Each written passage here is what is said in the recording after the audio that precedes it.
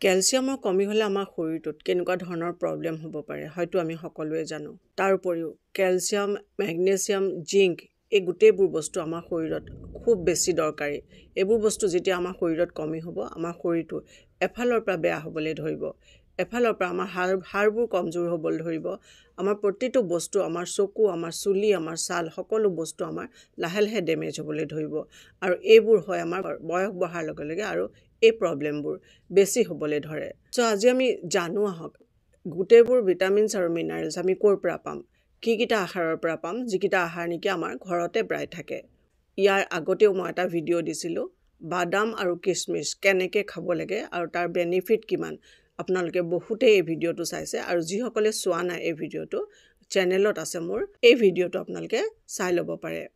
বহুতেই ভাল প্ৰফিট পাব, আৰু মই যিবিলাক ভিডিঅ' চেনেলত আপলোড কৰোঁ আপোনালোকৰ কাৰণে খুবেই হেল্পফুল হ'ব পাৰে বুলি মই ভাবোঁ।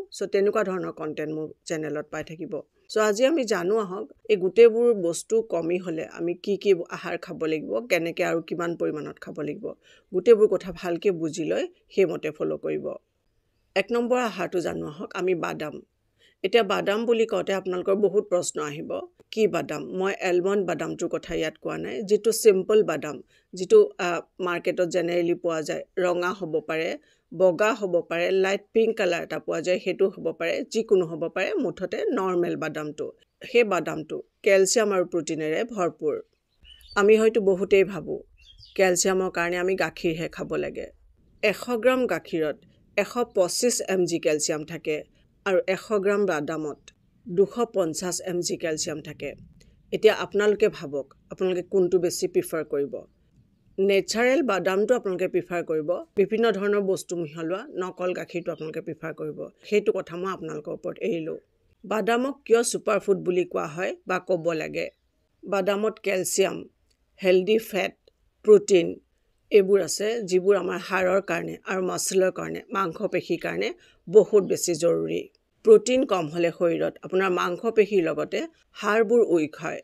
লগতে ইয়াত ভাল কলেষ্ট্ৰল HDL আছে, আমাৰ হাৰ্ট হেল্থৰ কাৰণেও বহুত বেছি বেনিফিচিয়েল। আৰু আছে ভিটামিন B3 আৰু ভিটামিন B6, যিটোৱে আমাৰ ব্ৰেইন ফাংচন ইম্প্ৰুভ কৰে। আৰু ডায়েবেটিক পেচেণ্টৰ কাৰণেও এইটো বহুত বেছি ভাল অপশ্যন, তেওঁলোকৰ এনাৰ্জি লেভেল ইম্প্ৰুভ কৰে। এতিয়া বাদামখিনি খাব কেনেকৈ? মই আগৰ ভিডিঅ'টোত কৈছিলোঁ, আপুনি যদি খায় আপোনাৰ নিজৰ কাৰণে আপোনাৰ হাতৰ মুঠিৰে এমুঠি বাদাম ল'ব, সেইখিনি পানীত ভিজাই থ'ব। সেইখিনি দিনটোৰ সময়ত আপুনি খালী পেটতো খাব পাৰে, এগিলাচ পানী খাই লৈ পেলাই, বা দিনটোৰ সময়ত যিকোনো এটা সময়ত আপুনি খাব পাৰে। এনেকৈ খালে এণ্টি নিউট্ৰিয়েণ্ট যিটো ইয়াত থাকে সেইটো নাইকিয়া হৈ যায়, আৰু আমাৰ শৰীৰত ভাল ধৰণে এবজৰ্ব হ'ব পাৰে। বা আপুনি এনেকৈও খাব পাৰে, অলপ ৰ'ষ্ট কৰি লৈ খাব পাৰে। আৰু এটা অপশ্যন আছে, পিনাট বাটাৰ বনাই খাব পাৰে।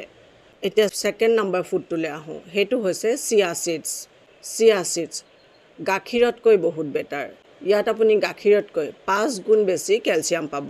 1 টিস্পুন চিয়া চিডছত যিমান বেছি কেলছিয়াম পাব, 1 গিলাচ গাখীৰত সিমানখিনি নাপায়। 100 গ্ৰাম গাখীৰত যদি 120 mg কেলছিয়াম পায়, তেতিয়াহ'লে 100 গ্ৰাম চিয়া চিডছত 631 mg কেলছিয়াম পাব। ভাবি চাব, এইটো এটা নেচাৰেল প্ৰডাক্ট। এইটো কেলছিয়াম বুষ্টাৰৰ কাম কৰে চিয়া চিডছে, আৰু ইয়াত কেলছিয়ামৰ লগতে ওমেগা 3 ফেটি এচিড বহুত মাত্ৰাত থাকে, ফাইবাৰ বহুত মাত্ৰাত থাকে। আমাৰ হাড় আৰু দাঁত ষ্ট্ৰং কৰাত হেল্প কৰে, আৰু ই আমাৰ হাৰ্ট হেল্থত বহুত ভাল কাম কৰে। ব্লাড ছুগাৰ কণ্ট্ৰল কৰে। এইটো ডায়েবেটিক পেচেণ্টৰ কাৰণে বহুত বেছি helpful. Extra body weight lose কৰে, আৰু ইয়াৰ এটা ভাল কথা, ফাইবাৰ থকাৰ কাৰণে বহুত সময়লৈ আমাৰ ভোক নালাগে। এইটো খোৱাৰ নিয়ম হৈছে 1 টিস্পুন চিয়া চিডছ ৰাতি পানীত ভিজাই থ'ব, ৰাতিপুৱা খালী পেটত সেইখিনি খাব, আৰু খাওঁতে সদায় লাহে লাহে খাব। এতিয়া জানো হওক 3rd নম্বৰ ছুপাৰফুড, সেইটো হৈছে ৰাজগিৰা। ইয়াত গাখীৰতকৈ 2.5 গুণ বেছি কেলছিয়াম পাব। 100 গ্ৰাম গাখীৰত, মই কৈছোঁৱেই 100 গ্ৰাম গাখীৰত 125 mg কেলছিয়াম থাকে, আৰু 100 গ্ৰাম ৰাজগিৰাত 270 mg কেলছিয়াম থাকে। ৰাজগিৰা ৰুটি বনাই খাব পাৰে, লাড্ডু বনাই খাব পাৰে। ইয়াত বহুত মাত্ৰাত কেলছিয়াম, বহুত মাত্ৰাত প্ৰটিন আৰু ফাইবাৰো আছে বহুত মাত্ৰাত। ৰাজগিৰাই আমাৰ হজম শক্তি ইম্প্ৰুভ কৰে। এইটো গ্লুটেন ফ্ৰী হয় যেটো কাৰণে ঘেঁহুৰ এলাৰ্জি থকা মানুহৰ কাৰণে বহুত ভাল ইয়াত আইৰণ আৰু মেগনেছিয়াম ভৰপূৰ মাত্ৰাত আছে ব্লাড কম থকা মানুহৰ কাৰণে বহুত বেনিফিচিয়েল আৰু বোন ষ্ট্ৰেংথ বঢ়ায় হাড়ৰ বিষ নাইকিয়া কৰে ঘেঁহুতকৈ বেছি পৌষ্টিক ৰাজগীৰা ক্ষীৰ বা ৰুটি বনাই খাব পাৰে নেক্সট সুপাৰ ফুডটো হৈছে মাখানা মাখানা খাইনে আপোনালোকে এইখিনিতে কওঁ মাখানা মোৰ খুব ফেভাৰিট এটা কথা মই বাৰে বাৰে কৈছোঁ আকৌ কওঁ 100 গ্ৰাম গাখীৰত 125 mg কেলচিয়াম থাকে আৰু 100 গ্ৰাম মাখানাত 350 mg কেলচিয়াম থাকে আৰু ইয়াত বহুত বেছি এসেনশিয়াল নিউট্ৰিশন আপুনি পাব যিবোৰ আপুনি গাখীৰত নাপায় লাইক ফাইবাৰ আমাৰ ডাইজেশন ভাল কৰিব আৰু ইয়াত লো কেলৰি আৰু হাই প্ৰটিন থাকে পেট ডেৰিলৈ ভৰি থাকে যেটো কাৰণে আপোনাৰ ওয়েট বাঢ়িব নিদিয়ে লগতে ইয়াত বহুত বেছি ফ্লেভনয়েডছ পোৱা যায় যেটো আমাৰ স্কিন ইয়ং কৰি ৰাখে ইয়াৰ এটা ভাল ইম্পৰ্টেন্ট কথা যে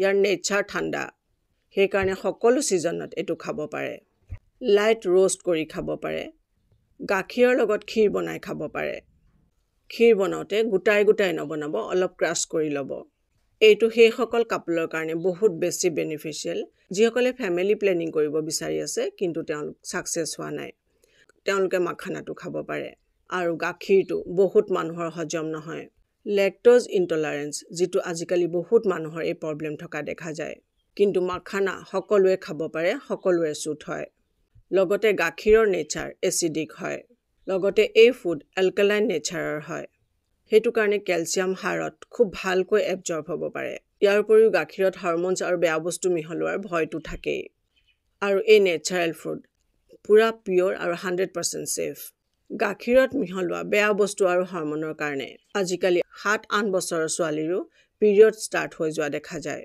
30-35 ইয়াৰ্ছৰ মহিলাৰ মেনোপজ হোৱা দেখা যায় বহুত মানুহৰ মেন্টেল হেলথ ষ্টেবল নহয় এই সকলোবোৰৰ কাৰণ হাৰমোনাল ইনবেলেন্স এইবোৰৰ সকলোতকৈ ডাঙৰ কাৰণ হৈছে গাখীৰ য'ত মিহলোৱা থাকে কেমিকেল আৰু হৰমোনছ এই ভিডিও সেই কাৰণেই বনোৱা হৈছে যিসকলে ভাবে যে ক্যালসিয়াম আমি অকল গাখীৰতহে পাম যোনটো 100% পিওৰ আৰু তাত একো মিহলোৱা নাথাকে নেক্সট সুপাৰ ফুডটো হৈছে বগা তিল 100 গ্ৰাম গাখীৰত যদি 125 mg ক্যালসিয়াম থাকে তেতিয়া হলে 100 গ্ৰাম তিলত 975 mg ক্যালসিয়াম থাকে তিলত মেগনেছিয়াম আৰু জিংক বহুত পৰিমাণত থাকে হাড় মজবুত কৰাত ই হেল্প কৰে মেগনেছিয়াম আৰু জিংকৰ অবিহনে ক্যালসিয়াম আমাৰ হাড়লৈ ভালকৈ যাবই নোৱাৰে ভালকৈ এবজৰ্ব কৰিবই নোৱাৰে তিলত ক্যালসিয়ামৰ বাহিৰেও মেগনেছিয়াম আৰু জিংক আমি পাওঁ যেটোৱে আমাৰ বোন হেলথ ষ্ট্ৰং কৰে 1 টেবুলস্পুন তিল বগা তিল ৰাতি ভিজাই থৈ খাব যিকোনো এটা সময়ত খাব পাৰে নহলে रोस्ट কৰিও খাব পাৰে আপোনালোকে বহুতে হয়তো এতিয়া কমেন্ট কৰিব বগা তিল নে কলা তিল আপোনালোকে ভিডিওটো ভালকে চাব চালে গম পাব যদি ভিডিওটো আধা ধুৰাকে আপোনালোকে চাই গুটে নলেজখিনি নাপাব আপোনালোকে বুজি নাপাব আপুনি কমেন্টত খুধাতকে ভিডিওটো যদি ভালকে চাই ভালকে নলেজখিনি লয় আপোনালোকৰ কাৰণে বহুত হেল্পফুল হ'ব সো আজি আছিল আমাৰ এখিনি সুপাৰ ফুডৰ কথা আমি হেলদি ওয়েলদি হৈ থাকিবৰ কাৰণে এই কথাখিনি যদি ভালকৈ ফলো কৰে যিকোনো এটা আহাৰ যদি আপুনি লাইফত এড কৰি লয় আপোনাৰ আহাৰত এড কৰি লয় বহুত বেছি বেনিফিট পাব আপোনাৰ শৰীৰটো হৃষ্টপুষ্ট হৈ থাকিবৰ কাৰণে সুখী হৈ থাকিবৰ কাৰণে এইখিনি কথা আমাৰ লাইফত খুব জৰুৰী আমি কি খাব লাগে কি খাব নালাগে কিমান পৰিমাণত খাব লাগে কিমান সময়ত খাব লাগে কেনেকৈ খাব লাগে এই গুটেখিনি কথা খুব ভালকৈ জানি বুজি লৈহে এই কামখিনি কৰিব সো মই ভাবো ভিডিওটো খুব হেল্পফুল হ'ব আপোনালোকৰ কাৰণে আৰু মই এটো বিচাৰো যে ভিডিওটো আপোনালোকে খুব শেয়াৰ কৰিব আৰু খুব সুস্থ হৈ থাকক সুন্দৰ হৈ থাকক খুব সুখী হৈ থাকক মোৰ শুভেচ্ছা থাকিল